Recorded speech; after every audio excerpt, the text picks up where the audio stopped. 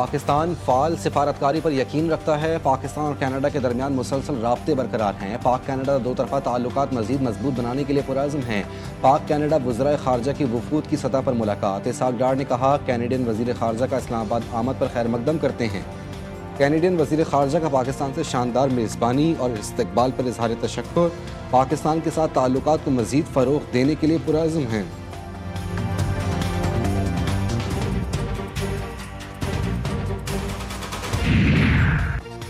وزیر اعظم شہباز شریف کی اسپین کو فیفا ورلڈ کپ جیتنے پر مبارکباد۔ ہسپانوی ٹیم نے شاندار مہارت اور بہترین ٹیم ورک کا مظاہرہ کیا۔ وزیر اعظم نے امریکی صدر اور امریکی عوام کو ایونٹ کی کامیاب میزبانی پر بھی مبارکباد دی۔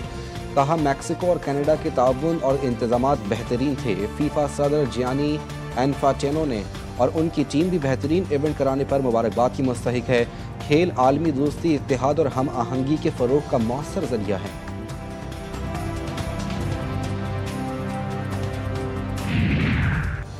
آئی ایس پی آر کے زیر اہتمام پاکستان بھر کے طلباء طالبات کے لیے سمر کیمپ کا انعقاد۔ ملک بھر سے 4000 سے زائد طلباء شریک۔ وزیر اعلیٰ بلوچستان سرفراز بگٹی کی سمر کیمپ کے شرکاء سے خصوصی نشست۔ نوجوانوں کے کردار، دہشت گردی اور قومی یکجہتی پر تفصیلی گفتگو۔ وزیر اعلیٰ بلوچستان نے کہا دہشت گرد تنظیموں کو بھارتی خفیہ ایجنسی را کی پشت پناہی حاصل ہے۔ امریکی فوجیوں کی ہلاکت کے بعد ایران پر حملوں میں شدت آ گئی۔ مسلسل نویں رات صبح ہرمزگان، بوشہر، سرک، جابہار، کنارک، تبریز اور خوزستان میں حملے۔ سینٹ کام کے مطابق ایرانی فوجی کمانڈ سینٹر، فضائی دفاعی اور ساحلی نگرانی کے مقامات، بحری صلاحیتوں، میزائل اور ڈرون ڈاؤن سائٹس اور مواصلاتی نیٹ ورکس کو نشانہ بنایا گیا۔ بیان میں کہا گیا ہے کہ حملوں کا مقصد ایران کی آبنائے ہرمز سے گزرنے والے تجارتی جہازوں اور شہری ملاحوں پر حملے کی صلاحیت کو مزید محدود کرنا ہے۔ امریکی فوج کمانڈ ان چیف کی ہدایت پر ایران کو جواب دہ ٹھہرا رہی ہے۔ امریکہ کا ایران پر شدید حملہ، صدر ٹرمپ نے کارروائی کی تصدیق کر دی۔ امریکی صدر کی واشنگٹن واپسی پر صحافیوں سے گفتگو، کہا آج رات ایران پر شدید حملہ کیا۔ ایران پر یہ حملہ امریکیوں کو مارنے کا رد عمل ہے۔ فوجیوں کی ہلاکتوں پر ہمیں بہت افسوس ہے۔ ایران کو ایٹمی ہتھیار حاصل نہیں کرنے دیں گے۔ صدر ٹرمپ کا دو ٹوک اعلان۔ مزید کہا فٹ بال ورلڈ کپ کھیلوں کا ایک بڑا ایونٹ ہے۔ فیفا صدر اور ان کی ٹیم کو ناقابل یقین کام پر مبارکباد دیتا۔ امریکہ کے خلاف ایران کی بھرپور جوابی کارروائیاں۔ اردن کے عقبہ ایئرپورٹ پر موجود امریکی طیاروں کو بیلسٹک میزائلوں سے نشانہ بنایا گیا۔ بیس گودام تباہ۔ آبنائے ہرمز سے گزرتے ہوئے 2 آئل ٹینکر تباہ ہو گئے۔ ایرانی میڈیا کے مطابق صوبہ لورستان سے میزائلوں کی نئی لہر داغی گئی۔ کرمانشاہ میں امریکی MQ-9 ڈرون مار گرایا گیا۔ کویت میں امریکی ریڈار طیاروں کے ہینگر اور MQ-9 ڈرون بیس کو نشانہ بنایا گیا۔ قطر میں امریکی early warning radar system drone حملے میں تباہ۔ شام کے علاقے الطنف میں دشمن کے کمانڈ سینٹر کو کامیاب حملے میں نشانہ بنایا گیا۔ پاسداران انقلاب نے خبردار کیا کہ جب تک امریکہ اپنی فوجی کارروائیاں جاری رکھے گا، آبنائے ہرمز ایندھن کی ترسیل کے لیے محفوظ نہیں رہے گی۔ امریکہ کا ایک اور فوجی شمالی عراق میں ہلاک، اہلکار ایرانی ڈرون کے ملبے کو ناکارہ بناتے ہوئے مارا گیا۔ سینٹ کام کے مطابق امریکی فوج کو جائے وقوع سے نامعلوم انسانی باقیات بھی ملی، جن کی شناخت کا عمل جاری ہے۔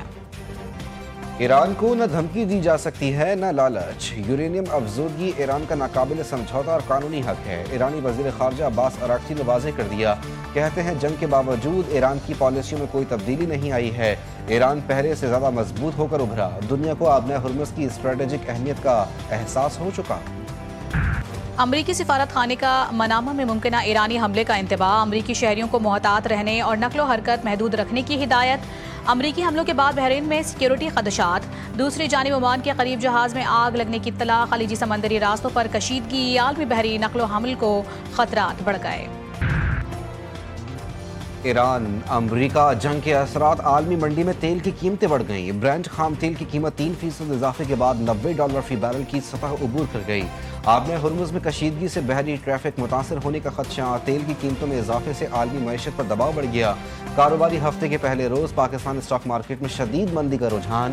100 انڈیکس میں 2000 سے زائد پوائنٹس کی کمی۔ انڈیکس 1,73,636 پوائنٹس کی سطح پر آ گیا۔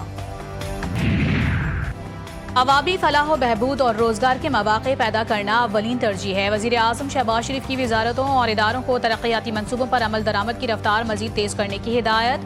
وفاقی وزیر منصوبہ بندی احسن اقبال کی وزیر اعظم شہباز شریف سے ملاقات۔ ملک بھر میں جاری ترقیاتی منصوبوں، ان کی موجودہ پیش رفت اور مستقبل کے لائحہ عمل پر بریفنگ دی۔ کراچی میں ہاؤسنگ سوسائٹیز بھی غیر محفوظ۔ نیا ناظم آباد میں گھر کے باہر کھیلتے ہوئے 2 سالہ بچے کو مبینہ طور پر اغوا کر لیا گیا۔ معصوم بچہ والدہ کے ساتھ گھر کے باہر کھیل رہا تھا۔ والدہ جوتے پہننے کے گھر گئی تو موٹر سائیکل سوار ملزم بچے کو لے کر فرار ہو گیا۔ پولیس نے CCTV فوٹیج حاصل کر لی۔ والدین کا اعلیٰ حکام سے آذان کو فوری اور باحفاظت بازیاب کروانے کا مطالبہ۔ کراچی میں گیس کی غیر اعلانیہ لوڈ شیڈنگ کا سلسلہ جاری۔ سٹی ریلوے کالونی میں گھروں کے چولہے ٹھنڈے پڑ گئے۔ علاقہ مکینوں کا کہنا ہے کہ کئی ماہ گزر جانے کے باوجود گیس بحال نہیں کی گئی۔ گھریلو نظام بری طرح سے متاثر ہو رہا ہے۔ مجبوری میں LPG سلنڈر خرید کر استعمال کر رہے ہیں۔ وادی نیلم میں کلاؤڈ برسٹ کے بعد سیلاب نے تباہی مچا دی۔ مکانات سمیت متعدد دکانیں سیلاب کی زد میں آ گئیں۔ کئی گاڑیاں اور موٹر سائیکلیں بہہ گئیں۔ سیلاب سے لوگوں کے مال مویشی بھی نالے میں بہہ گئے۔ مرکزی شاہراہ نیلم پر ٹریفک کی روانی بھی متاثر۔ ضلعی انتظامیہ اور نیلم پولیس کی بھاری نفری امدادی کارروائیوں میں مصروف۔ خیبر پختونخوا کے مختلف اضلاع میں مونسون بارشیں۔ نوشہرہ اور ایبٹ آباد میں بارش سے گرمی کا زور ٹوٹ گیا۔ گلیات ٹھنڈیانی، نتھیا گلی اور ڈونگا گلی میں موسم سرد۔ بالا کوٹ میں موسلا دھار بارش سے ڈمگلا، شوال اور بولی کے برساتی نالوں میں طغیانی۔ مختلف مقامات پر لینڈ سلائیڈنگ سے سڑکیں متاثر۔ مردان میں گھر کی چھت گرنے سے 2 بچے جاں بحق، ماں اور بیٹی زخمی ہو گئی۔ کراچی میں آج بھی بادلوں کا راج۔ شہر کے مختلف علاقوں میں صبح کے اوقات میں ہلکی بارش اور بوندا باندی۔ محکمہ موسمیات کے مطابق آئندہ 2 روز کے دوران شہر کا مطلع ابر آلود رہنے کے ساتھ مختلف علاقوں میں ہلکی بارش اور بوندا باندی متوقع۔ لاہور میں شدید گرمی اور حبس کی صورتحال برقرار۔ آئندہ 24 گھنٹوں میں مختلف علاقوں میں تیز ہواؤں کے ساتھ بارش کا امکان۔